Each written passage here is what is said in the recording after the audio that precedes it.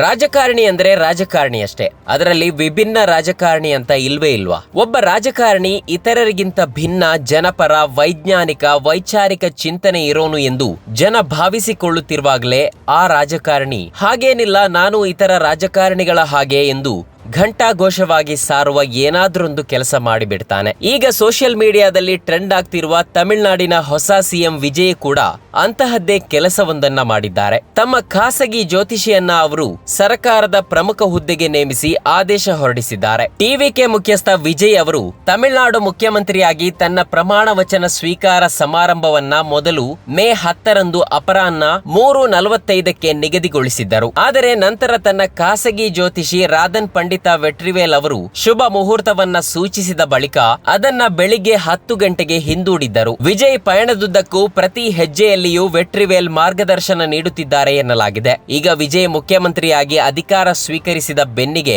ವೆಟ್ರಿವೇಲ್ ಅದೃಷ್ಟವು ಖುಲಾಯಿಸಿದೆ. ಮಂಗಳವಾರ ಅವರು ತಮಿಳುನಾಡು ಸರ್ಕಾರದಲ್ಲಿ ಮುಖ್ಯಮಂತ್ರಿಗಳ ವಿಶೇಷ ಕರ್ತವ್ಯಾಧಿಕಾರಿಯಾಗಿ ನೇಮಕಗೊಂಡಿದ್ದಾರೆ. ರಾಜ್ಯದಲ್ಲಿ ಖ್ಯಾತ ಆಧ್ಯಾತ್ಮಿಕ ಗುರುವಾಗಿರುವ ವೆಟ್ರಿವೇಲ್ ಚುನಾವಣೆಗೆ ಮೊದಲೇ ವಿಜಯ್ ಅವರ ಗೆಲುವಿನ ಭವಿಷ್ಯ ನುಡಿದಿದ್ದರು. ವಿಜಯ್ ಮಾತ್ರವಲ್ಲ, ಜಯಲಲಿತಾ ಸೇರಿದಂತೆ ಹಲವು ಪ್ರಮುಖ ರಾಜಕಾರಣಿಗಳು ವೆಟ್ರಿವೇಲ್ ಕಚೇರಿಯ ಮುಂದೆ ಸಲಹೆಗಾಗಿ ಕಾದು ನಿಲ್ಲುತ್ತಿದ್ರು. ಟಿವಿಕೆ ಗೆದ್ದಾಗ ವಿಜಯ್ ಅವರನ್ನ ಅಭಿನಂದಿಸಲು ಅವರನ್ನ ಭೇಟಿಯಾಗಿದ್ದ ಮೊದಲಿಗರಲ್ಲಿ ವೆಟ್ರಿವೇಲ್ ಕೂಡ ಸೇರಿದ್ದರು. ಕಳೆದ 4 ದಶಕಗಳಿಂದಲೂ ಜ್ಯೋತಿಷ್ಯ ಕ್ಷೇತ್ರದಲ್ಲಿರುವ ವೆಟ್ರಿವೇಲ್ ಹಲವಾರು ರಾಜಕೀಯ ದಿಗ್ಗಜರಿಗೆ ಸಲಹೆಗಳನ್ನ ನೀಡಿದ್ದಾರೆ. ವೆಟ್ರಿವೇಲ್ ಸಾಮಾಜಿಕ ಮಾಧ್ಯಮಗಳಲ್ಲಿಯೂ ಜನರಿಗೆ ಜ್ಯೋತಿಷ್ಯ ಸಲಹೆಗಳನ್ನ ನೀಡುತ್ತಿರುತ್ತಾರೆ. ಈಗ ಇದೇ ಜ್ಯೋತಿಷಿ ವೆಟ್ರಿವೇಲ್ ಸಿಎಂ ಕಚೇರಿಯಲ್ಲಿ ಕೂತು ಸರ್ಕಾರಕ್ಕೂ ಜ್ಯೋತಿಷ್ಯ ಹೇಳಲಿದ್ದಾರೆ. ಈ ಮೂಲಕ ವಿಜಯ್ ತಮಿಳುನಾಡಿನ ಜನರಿಗೆ ಅದ್ಯಾವ ಸಂದೇಶ ರವಾನಿಸುತ್ತಿದ್ದಾರೆ ಎಂಬುದು ಚರ್ಚಾರ್ಹ.